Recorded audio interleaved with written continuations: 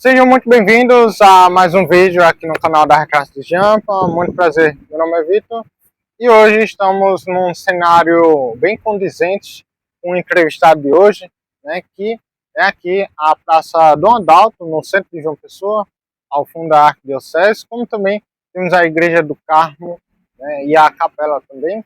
Bom, e por aqui, né, além desse conjunto muito importantíssimo para a nossa história, temos um entrevistado, né, que, além de católico, é historiador e também professor. E aí apresento vocês o professor, o historiador, Felipe Mateus, do Gazeta Paraíba. Isso, uma alegria estar por aqui. E aí, Felipe, como é que começou toda essa sua paixão? Como é que você entrou nesse mundo da história? Rapaz, assim, isso se confunde muito com a minha infância. Eu, quando pequeno, tinha vontade, muito claramente, eu viraria militar ou viraria professor de história. E acabei escolhendo, né, ali mais ou menos com 13 anos, que seguiria a carreira nesse sentido. Depois, as coisas foram se aprofundando, eu sempre fui católico, de berço. E aí, dentro do processo de catequese, virei coroinha, e aí meio que aquela paixão muito infantil pela história militar também, ela foi se transformando numa certa paixão pela história geral e depois, mais especificamente, pela história da igreja. E aí fiz o curso de História na Universidade Federal da Paraíba. A partir de então, por algumas desventuras, por alguns caminhos, acho que o estudo da história, ele, quando a gente faz com boa disposição, com procura sincera pela verdade, o historiador acaba se surpreendendo e ele pode mudar de rota, né? E aí eu comecei, por exemplo, pesquisando sobre a vida do Papa Gregório VII, que é um Papa ainda da Alta Idade Média. Depois acabei trocando para estudar a história da independência do Brasil, as histórias das ideias políticas ali no processo de independência. E nesse momento foi que eu comecei a flertar um pouco com a história eclesiástica do Brasil. Já tem mais ou menos 10 anos. E aí, por uma obra do acaso mesmo, eu encontrei os subsídios biográficos de Dom Adalto, que foi escrito pelo cônego Francisco Lima, que é um historiador paraibano, um grande padre aqui do nosso clero, já falecido, evidentemente, e me apaixonei pelo texto do cônego Francisco Lima, muito também pelo personagem, mas muito mais pelo estilo da obra. Ou seja, o cônego Francisco Lima faz uma coisa nesses subsídios biográficos que são fáceis de você mensurar.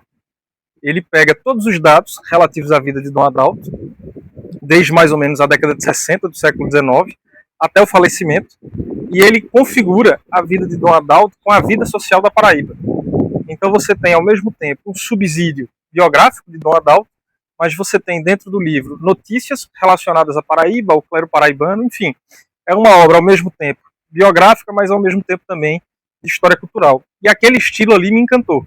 E muito do que o cônego Francisco Lima colocou dentro dos subsídios biográficos, ele extraiu do antigo jornal A Imprensa. Então ele pegou tudo que o jornal A Imprensa estava a noticiar e ele juntou aos atos biográficos de Dom Adalto. A partir disso, eu comecei a estudar a vida do cônego Francisco Lima, procurei por documentos relacionados a Dom Adalto, estudei suas cartas pastorais, faço pesquisas sobre textos, homilias que ele eventualmente tenha publicado.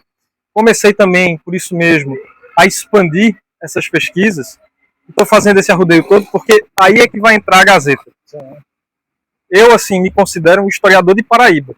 Eu sou apaixonado pela Paraíba, embora não seja daqui, mas sou apaixonado pelo Estado. Só que existe uma necessidade muito grande, num sentido de história brasileira, de uma certa valorização do que foi a história do catolicismo no Brasil. Então, aqui na Paraíba, a gente conhece muito pouco da história de Dom Adalto. Só que a nível de Brasil também se conhece muito pouco de Dom Vital, de Dom Macedo Costa, do Cardeal Leme, do Cardeal Arco Verde, do Padre Rolim, de tantas outras figuras, para a gente ficar só nesse quadrado. E eu notei que a Gazeta ela não poderia ficar só restringida ao aspecto local. Então a gente começou a trabalhar com uma abordagem mais nacional. O que a Gazeta essencialmente faz? A Gazeta ela faz um trabalho jornalístico, só que relacionado à história. Como assim? Eu consegui mapear, desde o nosso primeiro bispo, né, ali no século XVI, até mais ou menos os anos 60 do século XX, eu fui fazendo um catálogo com as datas de falecimento desses prelados. De modo que no dia do falecimento deles, Por exemplo, 15 de agosto foi o dia que Dom Adalto faleceu, em 1935. Então, no dia 15 de agosto desse ano, eu publico uma carta pastoral de Dom Adalto, ou, quando foi no primeiro ano de trabalho da Gazeta, uma nota biográfica apresentando o personagem, e depois a gente vai dando profundidade. E também serve como ponto de compartilhamento de outras coisas, que a gente acaba encontrando nesses jornais católicos, como a imprensa, mas você tem também o Apóstolo no Rio de Janeiro, a União no Rio de Janeiro, que era o jornal católico, a Cruz, Semana Católica, Lar Católico e uma série de outros tantos que versavam sobre essa matéria. Então, de um modo geral, baseado nessa confusão toda de informações que eu passei, foi assim que eu fui chegando até o meu objeto de estudo, mas posso lhe dizer seguramente que a minha vida faria muito pouco sentido se eu não trabalhasse com história. É uma coisa que, desde muito novo, como falei no início, está dentro de mim e, assim, eu tenho sempre muito firme, há muitos anos isso na cabeça, uma sociedade que não sabe respeitar os seus mortos. Eu não digo conhecer necessariamente, mas respeitar os seus mortos é uma sociedade que está fadada ao fracasso. E eu acho que esse é um reflexo muito claro do que nós somos atualmente no Brasil. Uma sociedade que não respeita a sua própria história, que não respeita os seus mortos, e nós estamos na situação atual, não por acaso. Não vou dizer que é o único motivo, talvez não seja nem o principal, mas seguramente é uma das razões que acrescentam nessa decadência que nós vivemos. É até interessante isso que o Felipe comentou, né? Esse contexto todo, porque, ó, como eu até comentei no início dessa entrevista, né? Estamos num ponto condizente com essa entrevista, porque a última sede do jornal Imprensa está justamente na nossa frente aqui, que é o Casarão Azul, né? O Casarão 34 aqui na Avenida Visconde de Pelotas. Né? Inicialmente começou aqui por trás, né? Em outra rua, depois veio aqui para perto da Arquidiocese da Paraíba, e ao mesmo tempo a gente tem o bispo, né, o arcebispo Dom Adalto, que é justamente quem dá nome a essa praça. Então, assim, são figuras e lugares que vão se conectando justamente com essa entrevista. Então, é um lugar que realmente foi, assim, não foi pensado, tipo, aleatoriamente. E, assim, gente, como ele também comentou, essa questão da gente conhecer, respeitar a nossa história é interessante, porque, por exemplo, temos a Igreja do Carmo aqui, que está aberta, e tem vários túmulos, inclusive do Barão do Abiaí, que foi uma figura importante, que a gente já gravou até o casarão dele lá em Pitbull. Então, assim, a gente vê que, por exemplo, quando a gente passa por aqui por João Pessoa, muitos monumentos, inclusive de figuras históricas, como a de Jackson do Pandeiro, já não estão mais no mesmo local, porque o povo não tem respeito. Você sabe, inclusive, que a antiga casa do Barão de Abiaí foi a sede do primeiro palácio episcopal. A casa fora cedida a Dom Adalto. Dom Adalto instalou, em 1894, provisoriamente, o palácio na antiga casa do Barão de Abiaí, e também o seminário. Então, essas duas instituições, para a nossa diocese, são as mais antigas nesse sentido. Elas funcionavam primitivamente na casa do Barão de Abiaí. Sim. Também estão enterrados aqui os pais de Dom Adalto, né? Eles foram colocados dentro dos mausoléus aí da Igreja do Carmo, dentre outras figuras. E o Dom Adalto? Dom Adalto está enterrado na catedral. Por um costume católico, por exemplo, Dom Delson é o nosso atual bispo. Dom Delson, ele, quando chegar aos 75 anos, por uma questão de procedimento canônico, ele tem que apresentar sua carta de renúncia, como se fosse uma aposentadoria. Mas se eventualmente ele vier a falecer pouco depois, ou quando vier a falecer, ele, em tese, deverá ser enterrado na última catedral que ele administrou. Os restos mortais de Dom Delson serão transferidos aqui para a Arquidiocese, salvo se Dom Delson, por alguma razão, manifestar que deseja ser enterrado em algum outro lugar. Aí pode acontecer, a gente não sabe exatamente como é que está esse trânsito, mas os restos mortais de Dom Aldo ainda não foram trazidos para cá. Eles ficaram enterrados no Ceará. Pode ser que eventualmente Dom Aldo tenha deixado por escrito que queria lá ficar, não tem problema. Foi o que aconteceu, por exemplo, com Dom Mário de Miranda Vilas Boas, o nosso terceiro arcebispo. Ele quis ser enterrado na Catedral de Belém, onde ele também fora arcebispo. E aí, quando ele faleceu, a última catedral que ele havia conduzido era da Paraíba. Mas ele pediu por escrito que ficasse enterrado em Belém. Nós temos aqui na catedral os restos mortais de Dom Adalto, Dom Moisés Cinzenando Coelho, que foi o segundo, Dom José Maria Pires, e os de Dom Marcelo Pinto Cavalheira foram recentemente levados para Guarabira, que ele foi o primeiro bispo diocesano de Guarabira, mas estavam até outro dia aqui também na catedral. Há outros restos mortais, por exemplo, Dom Epaminondas, mas Dom Epaminondas não foi bispo da Paraíba. Foi enterrado na catedral a seu pedido, mas não tem necessariamente relação com essa tradição. A Paraíba já teve quanto acerbitos? São no total, vamos contar, Dom Adalto, Dom Moisés, Dom Mário, Dom José Maria Pires, Dom Marcelo, Dom Aldo e Dom Delso. E aí, entre esses, a gente teve 2 administradores. Certo. O primeiro foi Monsenhor Pedro Anísio, quando Dom Mário renunciou, lá nos anos 60, basicamente. E o segundo foi Dom Genival Saraiva de França, que veio quando Dom Aldo renunciou e ficou até a chegada de Dom Delso, na figura de administrador apostólico. Sempre que você tem uma renúncia de um bispo na igreja, o clero se reúne e eles elegem o que nós chamamos de, vamos dizer assim, vigário secular. Não é bem o termo, não me vem à mente agora. Mas é uma espécie de um padre que, eleito pelos seus pares, vai ficar ali respondendo pelas funções do bispo até que a Santa Sé nomeie o seu sucessor. No caso da renúncia de Dom Aldo, especificamente, esse procedimento não se deu, porque a Santa Sé pediu que Dom Genival ficasse aqui, ou seja, veio um administrador apostólico. Ele então ficou e passou a administração da diocese para Dom Delso. Aqui na Paraíba, nos primeiros anos, nós tivemos várias ordens religiosas que vieram até para ajudar a crescer a cidade, né? E aí a gente teve os carmelitas. Bom, a ordem mais ou menos funciona assim. Sim. Acompanham o processo de conquista da Paraíba os padres da Companhia de Jesus, ou seja, os jesuítas. Inclusive o livro Sumário das Armadas, ou A Conquista da Paraíba, existe sempre uma discussão para saber de quem é a autoria. O padre Serafim Leite é partidário, acho que se a memória não falha, do padre Simão Travassos, talvez, ou é um outro, ou é padre Simão ou é padre Jerônimo, não vou me lembrar o certo. Mas há uma discussão para saber quem dos dois foi o responsável. Eu falo do Sumário das Armadas porque ele é a nossa certidão de nascimento, né? O livro que conta a história da conquista da Paraíba, é a fonte primária. Sim. Nesse sentido. E aí a gente teve os jesuítas. Depois dos jesuítas nós tivemos os franciscanos, depois os carmelitas e por fim os beneditinos. Foi nessa ordem que chegaram. Só que os jesuítas, embora tenham acompanhado a conquista da Paraíba, eles tiveram um racha com os franciscanos, muito em razão de procedimentos de catequese, discordavam no método. E aí o rei de Portugal disse ao então governador da Paraíba, que na época era Frutuoso Barbosa, se a memória não falha, que decidisse quem tinha razão. Frutuoso decidiu em prol dos franciscanos e os jesuítas foram retirados. E aí depois, lá no século XVIII, basicamente, é que os jesuítas vão voltar e vão inaugurar lá o complexo que hoje a gente conhece como o Complexo da Redenção. Fazer o seminário e tal, ali através do padre Malagrida. Mas foi nessa ordem. E as ordens religiosas para cá vieram, não só para a Paraíba, mas para o Brasil de um modo geral, vieram com o objetivo de ajudar na catequese. Evidente que no processo de expansão de Portugal, na era dos descobrimentos, como queiram chamar, haviam interesses materiais, sim, haviam interesses de expansão do território, sim, mas não era só isso. Porque a gente tem que fazer o seguinte raciocínio.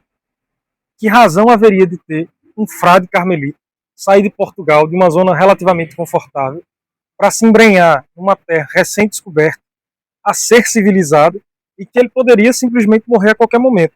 Sim. As pessoas têm uma visão do Brasil do século XVI muito romântica. Parece simplesmente assim, Portugal veio para o Brasil, conquistou tudo que aqui estava, e em passes de mágica isso aqui começou a dar dinheiro. Não é verdade. Os registros econômicos da nossa primeira idade, digamos assim, do século XVI, atestam, na verdade, que Portugal teve muito mais prejuízos com o Brasil, do ponto de vista financeiro, do que do ponto de vista econômico, no sentido de ser bem sucedido. Depois é que as coisas meio que vão se equilibrando.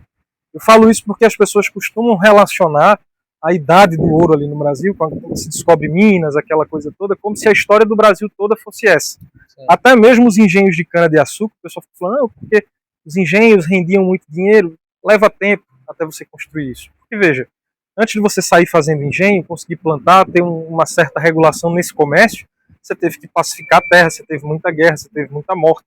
A própria Paraíba nasce, em razão, de certo modo, de um genocídio que acontece na região de Tracunhaém.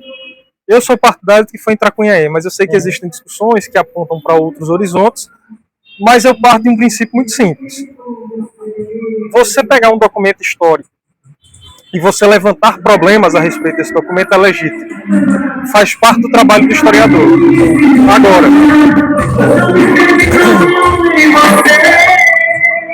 Agora, há um ponto de vista do Mark Bloch, que é o pai da história moderna,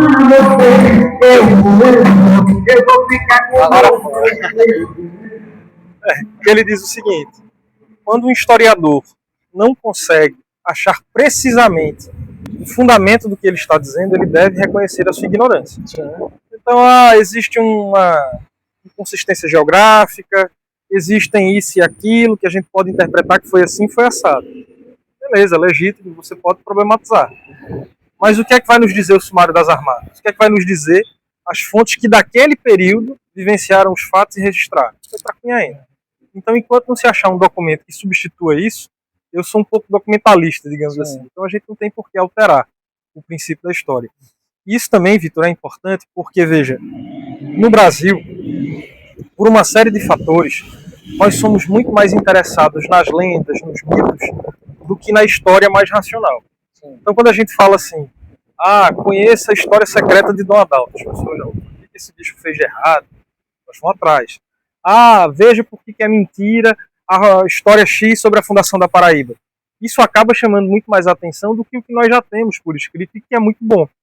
E aí eu acho até engraçado quando as pessoas dizem assim, mas você está defendendo uma história católica, não sei o quê. Eu digo, veja, Horácio de Almeida era espírita. Ele disse a mesma coisa que eu estou dizendo. Ele brigava com os padres à época em que viviam disputando em artigos de jornal, né, na época deles, enfim. Então não se trata de uma questão religiosa, a princípio. Se fosse também eu acho que não teria problema, mas não se trata disso. Se trata de uma discussão documental sobre a Paraíba. E aí, assim, é o tempo todo isso, sabe? As pessoas muito mais interessadas nessas lendas, nesses mitos urbanos, do que necessariamente na valorização da nossa história. Isso, como eu disse agora há pouco, se reflete no estado do que nós estamos vendo aqui no centro. Eu sei que tem muitas obras, né? Tem obra de reforma aqui, reforma ali, mas veja, são sepulcros caiados. A meu modo de enxergar, são sepulcros caiados. Por que eu digo que são sepulcros caiados?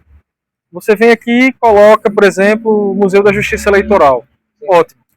Beleza, legal, você está ali registrando, está válido, está guardado. Há menção sobre os historiadores que escreveram a respeito da história eleitoral da Paraíba. Há fotos, há livros desses historiadores. Fez-se um trabalho de resgatar o que dizia a imprensa da época, colocar os jornais antigos, ou seja, você realmente fazer um trabalho de história, colocar este trabalho dentro de um museu e fazer com que as pessoas, ao entrarem ali, elas não vão ter, evidentemente, conhecimento total do negócio. Mas elas vão dizer, poxa, olha o quanto é rico a fonte de informação sobre aquilo que eu tenho.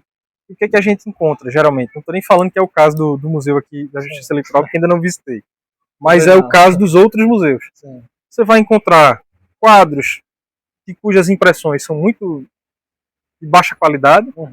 Você vai encontrar coisas, para mim, absurdas, como, por exemplo, no Museu do Estado, um quadro de Solon de Lucena feito com inteligência artificial. Isso é um absurdo, porque, veja só, eu vivo do trabalho da história. Pintores, artistas vivem também do seu trabalho de arte. Gostava muito de ter pedido que um artista paraibano, contemporâneo que fosse, pintasse a cena que eles queriam colocar ali. E nós temos uma gama de artistas. Ou seja, esse tipo de coisa, depois que o museu é inaugurado, elas passam a ser negligenciadas. Porque o que importa? Nós fizemos o museu. Nós recuperamos a história da Paraíba. Recuperaram com o quê? Veja só, no cartão cronológico que eles colocam, repare como são as coisas. A Arquidiocese da Paraíba foi criada em 1892 e ela foi instalada em 1894. Naquele cartão cronológico não se registra isso, aquele mural cronológico. Só que tem um detalhe curioso. A instalação da Arquidiocese, da então Diocese da Paraíba, se deu na antiga capela de Nossa Senhora da Conceição dos Militares, que anteriormente era a Capela de São Gonçalo, no lado lá do palácio. E, veja, não é todo dia que você cria uma diocese. Isso constitui-se um fato histórico que se confunde com a história do próprio Estado. Quando você não colocar aquilo lá, aí você pode dizer, é uma crítica... Não é uma crítica vazia. O que se gastou para produzir aquele museu não foi pouco. O mínimo que eu espero, na condição de historiador e de quem vai visitar, é que se tenha uma curadoria adequada. A gente entra, por exemplo, na sala dos governadores, eu não quero saber o que o guia pensa do governador A ou B. Eu queria que tivessem lá documentos assinados pelos governadores, se quisesse colocar mini quadros ali da vida administrativa, sabe, coisas que deixassem aquele lugar mais vivo e que nós nos interessássemos em conhecer a história local. Aí se diz assim, aqui é a Casa da Memória da Paraíba. Não estão lá os livros de Maximiliano Machado, que foi o nosso primeiro historiador, não se tem livros de Irineu Ferreira Pinto, não se homenageia Horácio de Almeida, não se homenageia Celso Maris, Coriolano de Medeiros, e que diabo de museu é esse? Que não consegue cumprir o básico do que ele se pretende. E aí a gente vai reclamar, muitas vezes as pessoas dizem assim, mas pelo menos o espaço cá está. Um mau serviço à consciência histórica é muito pior do que não ter o serviço. Sim. Porque quando as pessoas visitam o museu, elas vão sair dali, em tese, com a ideia de que aquilo é a história da Paraíba. E aquilo não é a história da Paraíba, a meu modo de enxergar. Aquilo é uma curadoria feita com base numa tese contemporânea, que conta que aquela tese diz sobre a história da Paraíba. Em momento algum da visita, você já deve ter ido lá, se faz essa observação. Isso é ruim, porque a gente vai ter gerações e gerações conhecendo aquelas coisas muito bestas. Porque as pessoas vinham aqui, e ficavam sendo enroladas pelo governador. Ora, como assim? Quer dizer que o governador atual ainda faz esse tipo de coisa. Porque para ele estar dizendo isso, ele tirou isso de onde? E aí a gente tem esse tipo de boato, esse tipo de fofoquinha que ficam ali nos corredores. Eu digo, poxa. Uma outra coisa curiosa, na primeira vez que eu visitei o museu, há um quadro de Vidal de Negreiros dentro do palácio, de cuja autoria não é conhecida. Aí o guardinha que fica acompanhando, ele virou pra gente que estava vendo a visita e disse, isso foi um tirano, não sei o quê, babá. Digo, opa, peraí, meu amigo, você está falando dessa forma de um dos sujeitos que para muita gente prefigura uma alma do Brasil, porque na insurreição pernambucana, que expulsa os holandeses, o líder do movimento é Vidal de Negreiros. Sim. E Vidal de Negreiros, junto a Henrique Dias, a Felipe Camarão e a João Fernandes Vieira, se você observar bem, nós temos um negro, um indígena, um mameluco, que era Vidal, e um português. São os 4 elementos principais que fundam a nossa nacionalidade. Aí um guardinha vai dizer isso de Vidal de Negreiros, e aí o próprio Vidal de Negreiros não recebe nenhum cuidado maior. Aí você entra, eu acho curioso isso. Morte de João Pessoa, naquele painel. Sim. É o jornal A União que está noticiando? Não, eles foram pegar o Diário de Pernambuco. E, rapaz, como assim? Aí tudo bem, você vai lá, tem uma seção dedicada ao jornal A União. Sim. Não se tem nada de razoável, eram para serem ali editoriais históricos. A morte de João Pessoa, a fundação da Diocese da Paraíba, a mudança da bandeira, a posse de algum governador, como é que foi, claro que não existia à época, mas é só assim, a título de exemplo, né? Como é que foi a abolição, esse tipo de coisa que eu queria ver ali dentro. E não aquela curadoria fraca, frágil. Então, nós temos um prédio que se diz referenciar a história da Paraíba, mas que não faz isso. E pior ainda, Vitor, a gente tem um outro engano. Que veja, e aí a gente não pode deixar de cobrar a nossa imprensa, de um modo geral. Repare, é curioso, o Palácio da Redenção ele funcionava como um palácio de despacho. Eu acho uma tristeza o palácio perder a sua razão natural de ser, porque não é simplesmente uma casa, um prédio. Não, ali estiveram João Pessoa, Álvaro Machado, ali estiveram Castro Pinto, Pedro Gondim. Todos os nossos governadores ali trabalharam. Aí você simplesmente diz, não, aqui vai virar um museu. Aí você fecha, faz um museu. E você vai em outro espaço e faz um outro Palácio dos Despachos. Ora, não era muito mais fácil você ter deixado Redenção com a sua função original e ter feito no que hoje é o Palácio dos Despachos do museu? Não era mais lógico, era mais barato? Só que, e até mais espaçoso. Pois é, mas a imprensa, ela não se digna a fazer esse tipo de análise. Isso faz muito mal à nossa cultura, porque não cria também nas pessoas uma certa consciência crítica de dizer assim, veja, longe de mim dizer que o museu tem que ser fechado. Ele precisa ser melhorado. Mas, se continuar a prestar o serviço que presta, a meu modo de enxergar, ele muito mais vai contribuir para que a gente tenha mais distância de uma boa consciência histórica do que vai contribuir no sentido reverso do que eu estou dizendo. Isso é muito sério. Você vai também no Museu da Cidade, a mesma,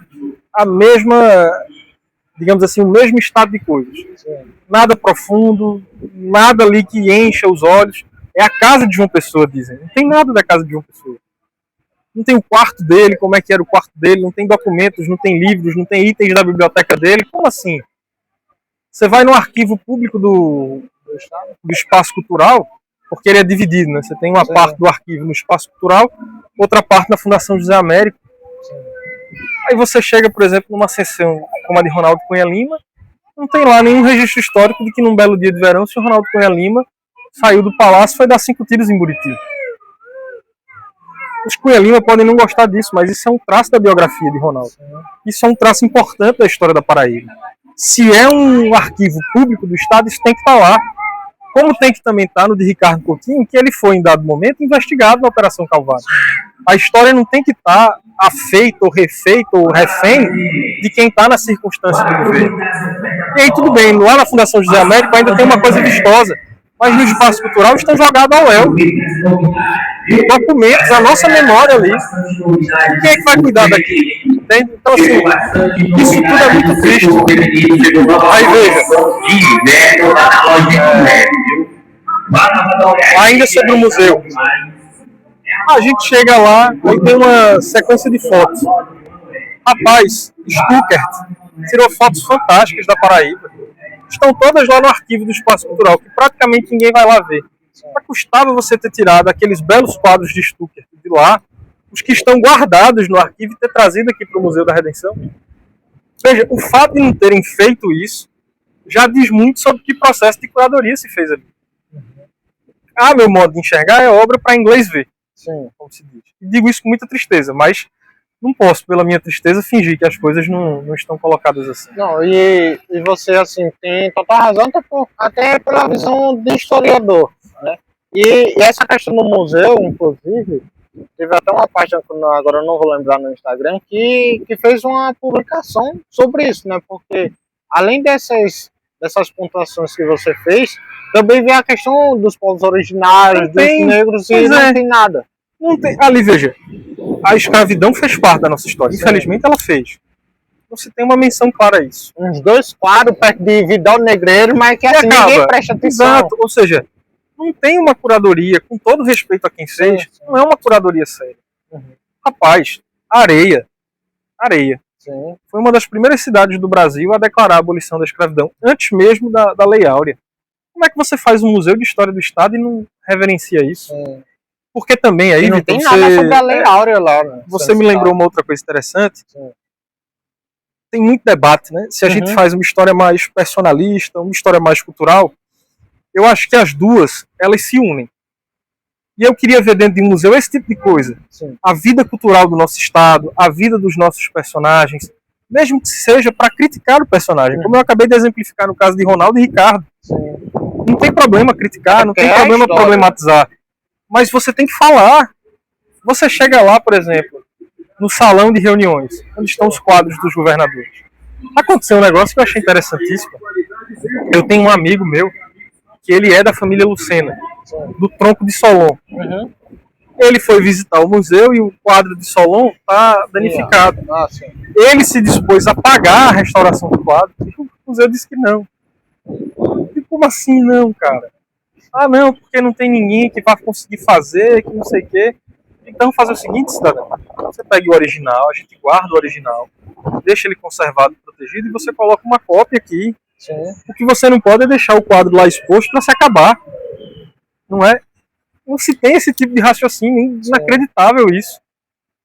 Aí se faz a coisa para inglês ver. Eu fui o governador que fez as obras relacionadas à história. Que obras? O ensino de história da Paraíba voltou para o ensino médio? O ensino de história da Paraíba voltou para o município? A gente está tendo uma agenda constante de eventos culturais aqui no centro. O que adianta também você fazer o museu? Visita. Não. As sessões do Instituto Histórico e Geográfico Paraibano tem que acontecer lá. Eventos históricos tem que acontecer lá. A gente tem que ter esse tipo de fomento para que não vire só uma letra de divulgação morta. Aí você passa a tratar a história com seriedade. Porque veja só, reforma isso tudo aqui. Pinta, limpa.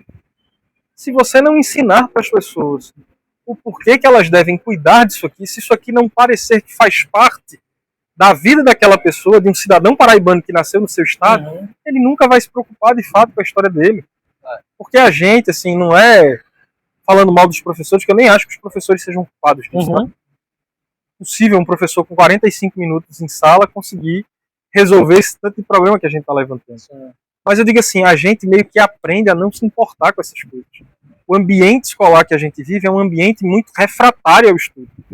Você pega, por exemplo, você vai num colégio, você chega ali no Palácio da Redenção, você vê a arquitetura do antigo liceu. Poxa, que lugar bonito, lugar legal. Você vai numa escola nova, é feia.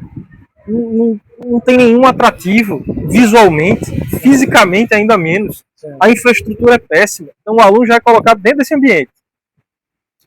O conhecimento, como é que o professor vai disputar 50 atenções ao mesmo tempo, milhares de coisas correndo na cabeça daqueles meninos? Ele não vai conseguir. Sim.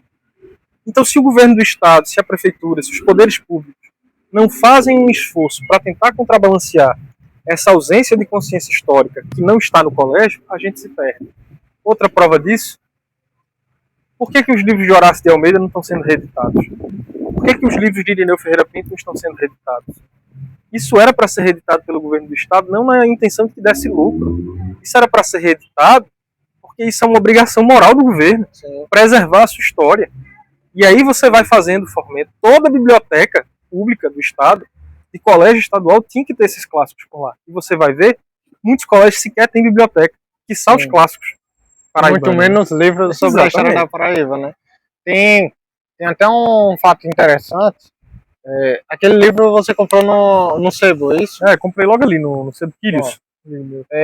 Quando a gente tava chegando aqui, encontrou com o Felipe, ele tava com um livro, tá até ali guardado, e aí ele comprou em um sebo, né, aqui próximo. E alguns livros de história da Paraíba que nós da Retrato de Jampa temos, que foram difíceis de encontrar, também a gente acabou encontrando na internet ou no Sebo Cultural. Isso. Então, assim, até para encontrar livros sobre a nossa própria história é difícil. Olha, se eu fosse fazer um cálculo... Tem até um, que é o do Wellington Aguiar e José Otávio, que é de 1985, que foi difícil de achar. Graças a Deus eu consegui encontrar no Sebo Cultural, mas é muito difícil. Eu posso errar por um pouquinho, sim, mas eu já devo ter gasto, na montagem dos meus livros sobre a história da Paraíba, eu já devo ter gastado mais de R$4.000. Porque os livros saem de circulação, tornam-se muito caros, sim, e não são livros bem conservados. Exato. Por exemplo, eu tenho o Epitome de História da Paraíba, do Manuel Tavares Cavalcante, foi feito para alunos. A minha edição, se você toca nela, ela simplesmente se desfaz. Ou seja, eu tenho que meio que manusear ali com muito cuidado.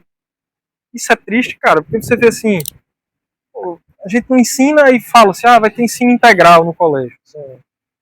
Beleza, não cabe História da Paraíba ali. Não cabe fazer, por exemplo, uma formação séria para o pessoal que vai vir aqui apresentar as coisas do centro através do turismo, porque esse pessoal também fica repercutindo muita lenda. Isso é triste, assim. Como a história do túnel, né? A história do... A história do túnel, do altar, assim, é tudo, com todo respeito aos que fazem. Sim. É tudo errado, bicho. Sim. Por exemplo, o diretor do Centro Cultural de São Francisco, ele devia ter vergonha de manter esse tipo de narrativa. Ele é padre, ele devia ter respeito pela história do clero. Ora, Dom Adalto chega aqui em 1894. É uma diocese por ser fundada. Como eu disse a você, o primeiro... Foi fundado em que ano? 1892 e inaugurado em 1894. Certo. E naquela altura ali, tudo muito ainda pobre, muito por se fazer.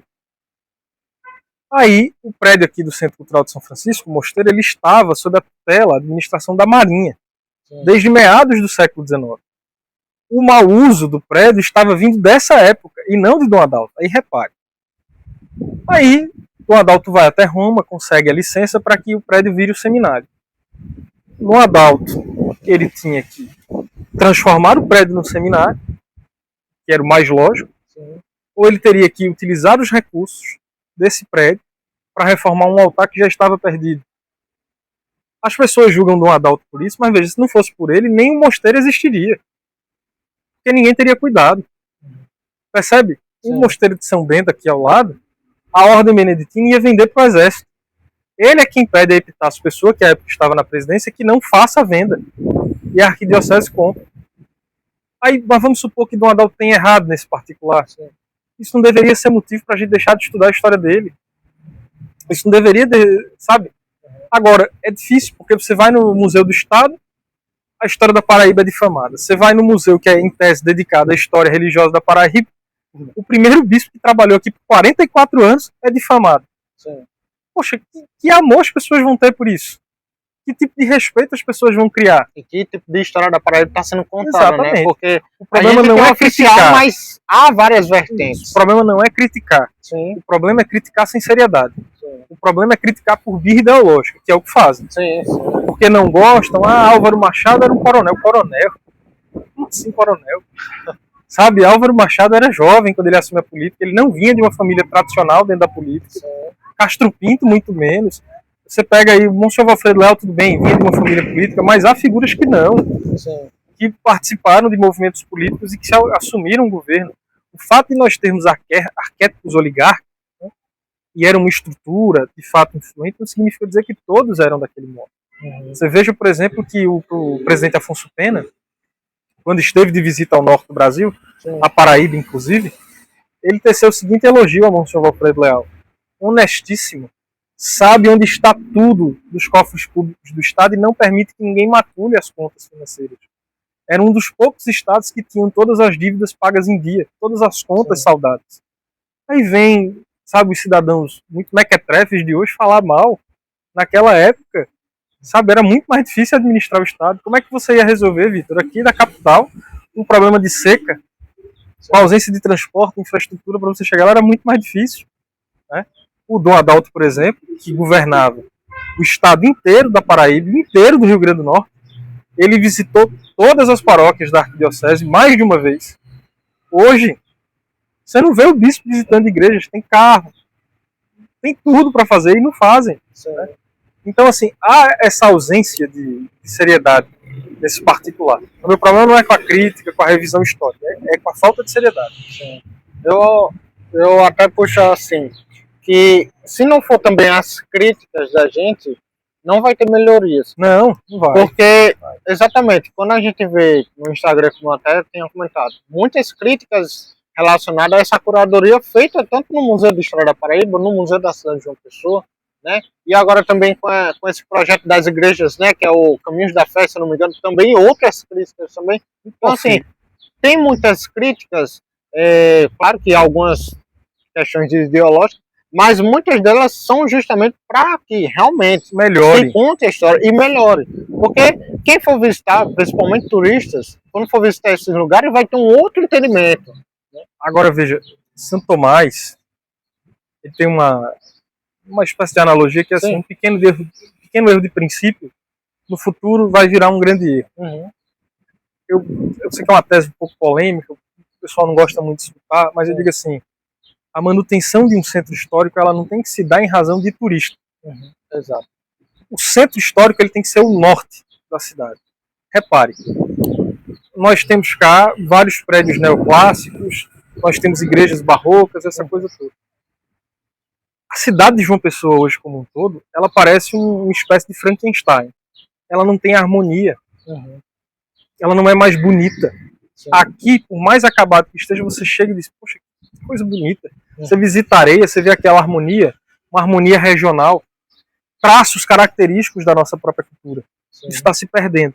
Aí você diz assim, não, eu vou pegar o centro histórico, vou reformar aqui, ali, para turista. Não é para turista. É para que a reforma disso aqui, primeiro, atenda ao requisito de nós respeitarmos o passado. Sim. Segundo, para que um dia, uma vez respeitado esse passado, a cidade volta em suas estruturas gerais a se guiar por isso aqui. Porque isso aqui é irrefutavelmente bonito. Exato. Isso aqui é irrefutavelmente bonito. Porque às vezes a gente gasta um dinheiro absurdo, como se gastou na Estação Ciência. Ninguém está usando. Está lá jogado ao léu. Nem tem acesso exato. Tá, é dinheiro público nosso. Sabe? Aí aqui, cheio de coisas a se utilizar, as pessoas não se utilizam. Aí pega, por exemplo, tinha uma discussão aí alguns anos atrás, porque a UEPB quer instalar um campus aqui em João Pessoa. Sim. Aí foram construir um outro campus lá no Colégio José Lins do Rego. Custava ter vindo ocupar o Colégio Diocesano, custava ter vindo ocupar o Nossa Senhora das Neves. Começou uma história e acabou com outra. Né? Entende? Não faz sentido. Se o prédio está ali, reforma o prédio e utiliza. Sim. Mas guarda o respeito ao que esse prédio já foi. Aí vai transformar ali num hotel. Tudo bem, a gente não tem como impedir. Uhum. Mas é muito triste que um dos colégios mais antigos do estado vá se transformar num simples hotel. Sim. Ou seja, a gente vai acabar, Vitor, se não tomar cuidado, perdendo os poucos traços de imortalidade que a gente ainda tem aqui no centro. Que é o que chama a nossa atenção. Né? Porque se você faz, eu vou pensar só no turista, não são os turistas que moram aqui. Cara. O centro tem que ser agradável pra gente. A gente que mora aqui é que tem que querer vir pra cá. tem que ter um programa evidente, né, de reurbanização, de gente que queira vir morar aqui de novo, de habitação de fato. Agora, isso leva tempo, mas leva tempo por quê? Porque nós estamos há pelo menos 40 anos tratando isso aqui como se nada fosse. E nesse sentido, eu sempre brinco com isso. Eu disse, olha, minha crítica aos governos paraibanos, elas são democráticas, porque ela é feita a todos. Todos foram incompetentes nesse particular. Todos. E aí muita gente vai dizer assim, mas são rivais. Rivais de quê? Esses grupos políticos que estão em disputa aí, todos são crias do PMDB. Estavam unidos ali na década de 90. De onde é que era Aguinaldo Ribeiro? Do PMDB. De onde é que era Hugo Mota? Do PMDB. Vão ser renovados. Ou seja, eles trocam de partido ali, formam as suas circunscrições de conveniência em dado, mas são a mesma coisa. Qual é a diferença se você pegar radicalmente os governos que a gente já teve? Qual a diferença administrativa de Cássio, Ricardo, João Azevedo, Ronaldo Cunha Lima, Zé Maranhão e Wilson Braga? Qual a diferença? A essência. Nome. Não tem diferença, cara. E aí, só que aí é curioso, né? Eles arrogam a diferença para mostrar o que fizeram de bom. Sim. Eu digo sim, as coisas que estão feitas de ruim. A falta de infraestrutura, a falta de saneamento, a falta de cuidado com o centro histórico, a decadência visível, gritante da nossa qualidade de educação. Isso tudo está na conta desses grupos. Vou lhe dar um exemplo que eu achei magnífico quando eu vi isso uma vez no jornal. O prefeito de Campina Grande, o Bruno Cunha Lima, ele foi até um bairro e disse assim, olha, essa rua aqui não era calçada, estava aguardando calçamento há mais de 20 anos e a nossa gestão fez. Eu digo, engraçado. Foi o teu tio, o teu avô, o teu primo que governaram isso aqui, tu tá aí dizendo, sabe? Umas coisas assim que não tem a menor razão de ser. Já não tem no próprio pé, né? Então, falta-nos, a meu modo de enxergar, seriedade. E além da seriedade, falta-nos tratar isso aqui com verdadeiro amor, com carinho. É você olhar, puxa a Academia Paraibana de Letras. Precisa de incentivo, no sentido de os nossos melhores escritores, as nossas melhores mentes, precisam estar na Academia Paraibana de Letras. O prédio do Instituto Histórico e Geográfico, eu vi que está para ser reformado, mas não pode nunca. A alma da Paraíba, do ponto de vista de biblioteca, de documentos, de livros guardados, não pode nunca estar daquele jeito. Sabe? Onde é que foi parar? A gente tem que se perguntar. Onde é que foi parar a brilhante biblioteca do seminário que ficava aqui? Porque no seminário lá não está. E ninguém cobra a arquidiocese de explicar isso. O IFAM não cobra. O IFAM só se preocupa, a meu modo de enxergar, olha, você, por favor, não troque essa pedra sem fazer um edital. Sim. Aqui comigo. Não é por aí. Entende? Então, o que eu cobro, que me incomoda muito, é a ausência dessas coisas todas que a gente está colocando. E um ponto interessante, como, né, até apresentei, Felipe, além de historiador, ele também é professor. E teve até um seguidor da gente, que começou, ele procurou até meu perfil pessoal, e ele perguntou assim, você tem alguma indicação de guia de turismo pelo centro histórico? Eu vou ser sincero, não tem. Se você não for turista, não vai ter guia de turismo para você. E aí, com essa pergunta que foi feita por esse seguidor, né, Felipe, através da Gazeta Paraíba, ele realizou, né, já algumas, não sei exatamente quantas, mas já realizou várias aulas públicas, né, aqui pelo Centro Histórico. E aí, Felipe, puxando para esse lado dessas aulas públicas, que é até um ato assim um ato democrático, né, de compartilhar a história da Paraíba em loco, né, porque sim, você vai aqui pelo Centro Histórico, mas como que você chegou, né, nessa ideia, de quando surgiu, quantas visitas já foram feitas? Rapaz, a gente começou com isso em 2022. Sim. Mas eu confesso que o exemplo, eu tive uma aula aqui no centro com o professor Mozart, que é professor da Universidade Federal da Paraíba, e ele veio com a gente aqui na época da graduação, andou conosco, mostrou várias coisas, e aquilo me ficou à mente, né? E aí, quando eu voltei a estudar a história da Paraíba, eu retomei os estudos, me incomodava muito, no sentido de sempre ver isso aqui muito parado. E aí eu propus, falei com alguns amigos, cara, vou perto do aniversário da cidade, é sempre assim, próximo do dia 5 de agosto, eu vou dar uma aula de graça pública, quem quiser ir vai, aí a gente chega, geralmente o ponto de encontro é ali no Centro Cultural de São Francisco. E aí eu vou com o pessoal, passo na catedral, conto a história da catedral, venho para cá, conto a história dos carmelitas, a mesma coisa nos beneditinos. Quando o pessoal está com mais disposição, a gente desce, vai lá para a igreja de São Frei Pedro Gonçalves. E aí depois eu fui meio contando circuitos, né? Então, horas a gente vai lá para a Praça dos Três Poderes, sim, hora visita Agora, graças a Deus, as visitas no Museu do Estado elas não vão ser mais guiadas. Uhum. Você vai poder entrar e visitar livremente. E aí também pretendo dar aula lá, comentando toda essa série de coisas que a gente está colocando aqui como sendo erradas. Sim. E eu até brinco assim, porque isso já foi matéria de discussão mais séria, mas veja, a caridade é a verdade. As pessoas lá no museu podem até se ofender, não tem problema, se ofendam mesmo, porque é para se ofender. Mas mudem, melhorem, consertem o que está errado. Até Ou porque é a nossa então, história. se vocês querem utilizar a tese que está aí, pelo menos leiam a tese direito. Mas voltando à sua pergunta. Então as aulas públicas, elas nasceram desse desejo, de movimentar o centro, de contar a nossa história, de sempre que chegar o dia 5, também ter esse apego, de contar como é que foi a conquista da Paraíba. Uhum. E assim, nunca quis, nem quero ter apoio do governo, apoio da prefeitura, não quero. É um esforço da Gazeta no sentido de mostrar que a gente que pertence à sociedade também pode contribuir. Sim. E a gente não precisa estar cobrando, a gente não precisa estar fazendo 1001 coisas para juntar um conjunto de pessoas e vir aqui falar de Paraíba. Então, eu sempre faço isso de graça, qualquer pessoa, não precisa ser católico, qualquer pessoa pode vir participar. Já veio gente de Minas, assim, por acaso, estava aqui no centro, viu a aula, ficou acompanhando a gente, fizemos amizade. Já teve, né, dessas assim, você tá andando, o pessoal fica ali e tal. E a gente conta a história de Álvaro Machado, que a estátua tá aí de pé ainda hoje por um milagre, que a obra foi de qualidade, pelo menos. Mas está muito mal cuidada. Sim. Muito mal cuidada. E outros pontos mais que a gente vai sempre explorando. Mas as aulas públicas servem para isso.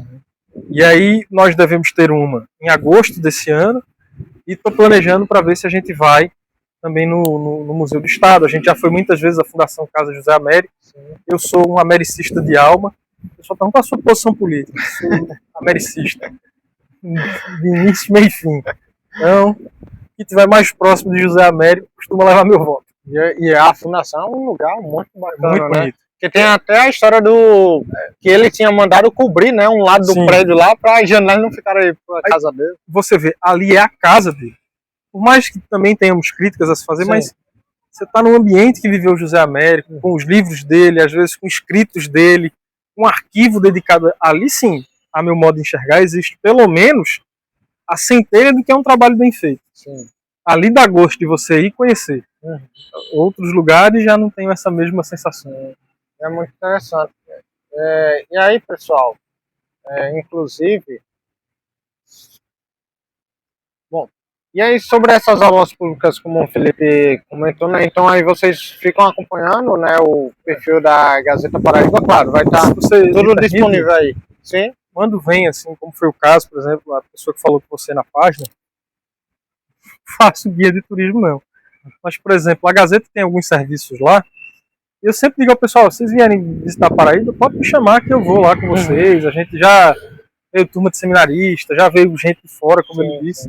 E eu sempre estou à disposição, falando comigo, pode falar comigo lá no meu Instagram, a gente combina tudo direitinho, eu venho aqui e faço muito gosto de apresentar. Eu sempre digo assim, a pessoa que sai da Paraíba sem amar a Paraíba é porque não visitou direito. Então, se eu puder contribuir para que esse amor nasça, pelo menos, para que ele exista, eu faço meu quinhãozinho para dar uma contribuição pequena que seja. E por isso a importância das páginas, né? A gente compartilhando toda, muito toda legal. essa história. Né? Muito legal. Assim, claro que a gente tem que dirimir. Por exemplo, eu vejo que vocês têm página no Instagram, vocês fizeram um site, vocês têm um canal no YouTube, ou seja, vocês vão criando pontos de aprofundamento. Isso é legal. Muitas vezes a página do Instagram, por exemplo, só ela não basta. Sim. Na Gazeta, a gente tenta seguir uma lógica diferente do que todo mundo faz fazendo. E não é por marketing, não. Sim. Não é por marketing. Porque se fosse, eu ia ser considerado um louco. Mas eu digo sempre, olha, o pessoal chega lá, vê aquelas fotos muito antigas, aí pergunta, por que você não coloca a legenda na foto? Porque a página não é para você estar vendo a foto, é para você ler a legenda. Sim. E aí, mas não, as pessoas não vão ler a legenda, eu digo, não importa. O que eu tenho que fazer é fornecer subsídios para as pessoas conhecerem isso aqui. Se as pessoas vão ler, se não vão ler, isso é problema delas. Mas eu acho que às vezes a gente tem que fazer trabalhos assim, mas fora, né, do roteiro geral, para as pessoas pararem um pouquinho, desacelerarem, refletirem com mais calma, pelo menos tentarem meditar sobre o que está colocado. Porque tudo hoje é muito rápido. Só vê um Reels aí, legal, gostei desse vídeo. Daqui a pouco ela já viu outro. Já esquece. Você já esquece, é tudo muito assim, instalar de dedos. Então a gente tenta construir a Gazeta para ela não ser isso. Sim. Não sei se a gente consegue, mas a intenção é essa. E aí, assim, a pessoa que vai até lá, se ela vai olhar os destaques, vai ver, poxa, tem fulano de tal. Você clicar lá, tudo que a gente publicou na página sobre aquele fulano vai estar lá. Mas nesse estilo, uma foto antiga, atrelada ao tema, atrelada ao catolicismo brasileiro, mas que o essencial está na legenda. E é de propósito a gente não chamar tanta atenção para isso, para que a pessoa gaste um tempo, leia, medite, faça um exercício de pesquisa. Tudo que a gente publica na página, a gente coloca referência, né? Inclusive, recentemente, nós abrimos uma outra página de Instagram, porque veja, como a Gazeta se pretende trabalhar de história do catolicismo do Brasil, eu disse, poxa, eu queria trabalhar mais um pouco com Paraíba, que é a minha grande paixão, né, como eu mencionei. E aí a gente fundou a página Imprensa, História da Paraíba, está no início ainda, é nova, mas já tem lá algumas 6 ou 5 publicações e vai ser no mesmo estilo da Gazeta, só que dedicada à Paraíba. Tudo sobre Paraíba, tudo sobre história eclesiástica da Paraíba, história política do nosso estado, e assim sucessivamente. E, pessoal, agora há pouco, né, uns 2 minutos atrás, quando o Felipe estava comentando, eu dei um toque aqui, porque ao mesmo tempo que a gente está gravando, vocês viram que já teve umas 2 pessoas aí que passaram aqui na frente, né? Carro de som, carro de som, enfim. E ao nosso redor tem muitos turistas, né? A gente não chegou a perguntar porque a gente está gravando aqui. Mas aí a gente vai percebendo, porque quem é de João Pessoa não vai toda hora chegar aqui e vai tirar foto de todo canto. E aí eu dei um toque aqui porque tem um grupo que está por trás de Davi, e aí eles estavam tirando foto aqui na frente da igreja e pararam aqui para ver a estátua de Álvaro Machado. E aí eu escutei uma mulher perguntar assim, quem é esse aí? Então, tipo assim, a estátua aqui, a gente já até gravou conteúdo sobre isso, depois vocês podem ver. A parte onde tem as placas aqui... E acontecendo agora, dela passar aqui. Não, fique tranquilo. Tem algumas placas aqui embaixo da estátua que ela tá um pouco apagada. Então, assim, quem vem de fora não vai ter um entendimento, né? Do que tá escrito, quem é. Então, assim, como o Felipe comentou, né? Realmente, precisa ter esse cuidado a mais. Aqui mesmo a gente vê, né? A placa. Exato. Uma vez eu tive a oportunidade de conversar e acho uma pessoa muito gente boa, um atual secretário responsável pelo centro, né, que é Tiago Lucena, e disse isso a Tiago, quando tive a oportunidade, disse, Tiago, eu não estou pleiteando que vocês façam reformas em todos os prédios, não. O que eu estou pleiteando é arruma as placas que tem lá, mostra para o pessoal, fulano de tal morou aqui era tal coisa. Por exemplo, ali não tem nenhuma referência de que era o prédio da imprensa. A gente sabe que vai estudando, mas não pode deixar a placa assim. Porque também é uma espécie de primeiro contato que as pessoas vão ter com a história, dizer, pô, legal, essa placa está aqui bem cuidada, bem preservada. Então, esse seria o primeiro olhar, uma primeira reforma indispensável. Isso aqui tinha que ser limpo, tinha que ser cuidado. Álvaro Machado, a gente pode considerar, foi um coronel. O fato é, ele estabeleceu, até mais do que Venâncio Neiva, a República na Paraíba. Essa figura não pode ser simplesmente tratada assim. E Venâncio Neiva acaba tendo mais prestígio que ele, né? Quem foi que instalou a Assembleia? Álvaro. Quem sanou as contas públicas do Estado para fazer a transição com o senhor Alfredo Leal? Álvaro. Pode deixar um desporto esquecido desse jeito. Então, acaba sendo até uma ingratidão. Assim, nossa, não porque a gente faz, mas tipo, no contexto geral, acaba sendo uma ingratidão com essas grandes figuras. Né? Os nossos políticos deveriam ter em mente o seguinte: o que eles fazem com o Álvaro será feito com eles. Exato.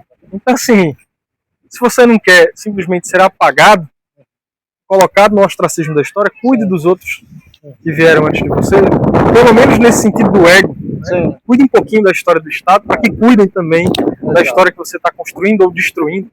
Como tem muita gente a fazer. Bom, pessoal, e aí, assim, como em qualquer outra entrevista, se a gente deixar, passa o dia todo gravando, a história, a memória dos equipamentos e tudo, mas assim, certamente teremos outros encontros e qualquer aula pública também aí da Gazeta da Paraíba, né, dependendo dos compromissos, vamos tentar estar presente também. Teve até acho que foi ano passado, que eu tive um imprevisto em cima da hora que eu não consegui participar. Eu fiquei, meu Deus do céu, eu queria ter participado. Mas vendo desse ano. Mas desse ano, vamos fazer de tudo para ir, né? A equipe todinha da Retraça aí presente. Então, antes da gente encerrar, né, a gente vai deixar os perfis, né, os links das redes sociais da Gazeta da Paraíba para vocês acompanharem. E só um ponto aí que o Felipe comentou sobre essa questão dos jornais lá no museu, enfim. O jornal, se vocês quiserem esperar, acho que ele não ouviu não, eu ia dizer que eu contava a história de Álvaro para ele. Perdão. Acho que o pessoal vai ficar por ali, talvez, quem sabe. A gente, além do Jornal União, tivemos vários outros jornais, né? A imprensa, enfim. Então, assim, exato, o Norte, inclusive até na série dos cinemas, a gente usou como referência o Jornal O Norte, também digitalizado e tudo. Então, assim, referências documentais, bibliográficas, nós temos em gama. A questão é ter pessoas qualificadas que realmente façam o trabalho que era para ser feito. E de atrás. Aí a gente tem que pedir, porque quem recebe para isso, eu sempre brinco, né? Sim. Eu não recebo nada. Eu também. A Universidade Federal da Paraíba, a Universidade Estadual da Paraíba recebem. Eles é que deveriam estar fazendo também. Exato. Não que não façam, muitas vezes fazem, não vamos ser injustos, mas eu vou dizer assim, conhecendo os meus antigos companheiros de trabalho, poderiam fazer mais. Sim, acho que poderiam. Todo mundo poderia fazer um pouco mais para ajudar. Sim. Porque o problema de consciência histórica não é só paraibano, não, é nacional. Mas aqui eu sinto que às vezes o paraibano se sente muito desconfortável quando ele olha para Pernambuco. Pernambuco é cheio de coisas. Eu sempre brinco com isso. A Paraíba tem tanta tradição quanto Pernambuco. A questão é que os paraibanos não conhecem a própria história. Sim. Eu sou goiano, né, de nascimento, do Goiás. E eu brinco com os meus amigos assim, porra, eu sou goiano, desculpa o palavrão. Eu conheço mais da história do estado de vocês do que vocês. Só que tem essas desconexões, esses desvencilhamentos, né, que a gente foi falando. Mas, quando você para olhar a história da Paraíba, tem muito elemento fantástico, muito. Traços culturais, protagonismos, por exemplo. História da República, tínhamos lá Aristides Lobo. Abolição, a Paraíba também teve sua vanguarda. A expulsão dos holandeses, também a Paraíba estava atrelada. Guerra dos Mascates, quem foi em parte pacificar o estado ali de Pernambuco, a capitania, foram paraibanos. Até na Primeira Guerra Mundial, se eu não me engano, o irmão de Epitácio, o José Pessoa, foi um militar de destaque combatendo na França, a favor do exército francês. E aí, a partir de José Pessoa, se montam algumas academias militares no Brasil. Epitácio, o único homem a ocupar na história do Brasil todos os poderes em seus principais cargos. E não só politicamente. Nosso São João é uma festa forte, o nosso antigo Carnaval de Rua é uma festa forte. Esse regionalismo de arquitetura que tem dentro da Paraíba, o nosso barroco muito único, não só tem barroco no Brasil, em Ouro Preto não. O nosso está aqui um pouquinho mal cuidado, mal acabado, mas a gente tem esses elementos religiosos, ou seja, tudo que nós temos aqui no centro é um coração. Pulsa por aparelhos, mas ainda pulsa. Sim. E a memória da Paraíba, e o que a Paraíba é, e o que eu acho que deveria desejar ser, pertence a este ambiente. Então é a partir de momentos em que nós trabalhamos para preservar e conhecer isso aqui, que as coisas vão se encaminhando para um lugar mais certo, para um futuro melhor, como as pessoas tanto desejam. E além disso tudo, nós somos a terceira capital mais antiga do Brasil. Então, assim, história a gente tem. Né? Protagonismo também. A Paraíba sempre está nos cantos. Martim Leitão, João Tavares, Frutuoso Barbosa, foram eles esquecidos no Museu de História da Paraíba. Sim, exato. Assim, complicado, né? Então que nós aqui, pelo menos, possamos bradar, independente se gostamos ou não dos personagens, mas foram eles, os principais fundadores da Paraíba. E se nós temos aqui a antiga cidade real de Nossa Senhora das Neves, devemos um pouquinho desse quinhão a estes três personagens que acabei de mencionar. Também. É isso. Então é isso, pessoal. Nós vamos chegando ao final aqui dessa entrevista. Né? Muito bacana, e como eu até falei, né? Não só essa, mas outras que já gravamos e as que estão por vir também. Se deixar, a gente passa o dia todo conversando, porque realmente são muitas coisas. Né? Primeiro de muitas. Primeiro de muitas, com certeza. Então é isso, pessoal. Felipe, quiser assim, encerrar, deixar alguma mensagem e também aproveitar para falar das redes sociais da Gazeta Paraíba. O pessoal, se puder seguir a Gazeta Paraíba na grafia antiga com HY, conheçam a página e agradecer ao convite que vocês me fizeram. Eu, assim, a gente já recebeu convite, né, de outras naturezas para dar entrevista, mas eu gosto mesmo de falar sobre a Paraíba, sobre a história paraibana. Não importa para mim quem é, como é que vai ser, se for para falar de Paraíba, eu estou sempre animado. E se eu pudesse deixar uma mensagem, assim, adaptando uma frase de Nelson Rodrigues, né? Nelson dizia que os cretinos fundamentais desprezavam o Brasil. Os cretinos fundamentais desprezam a Paraíba. A Paraíba é um dos berços da nacionalidade brasileira. E para a gente aprender mais a amar o Brasil, parte desse amor passa pelo que a Paraíba já foi no passado e que ela construiu ao longo de sua história. Não é todo estado do Brasil que tem um exemplo de homem público, não querendo ser personalista, mas já sendo como José Américo de Almeida, que foi ativo na transição da República Velha para a Revolução de 30, protagonista da Revolução de 30, foi a entrevista de José Américo em 45 quem ajudou a findar o regime varguista. José Américo é protagonista naquele outro período democrático e no regime militar ainda aqui e ali ajudava aconselhando em outras etapas. Ou seja, ele em si é uma página da história do Brasil. Não é todo lugar do Brasil que tem uma figura destas. Autor de A Bagaceira, um dos nossos principais literatos, através desse tipo de coisa, de um Augusto dos Anjos, de um Zé Lins do Rego, de tudo que já se produziu, a gente consegue construir um pouco do que é essa Paraíba.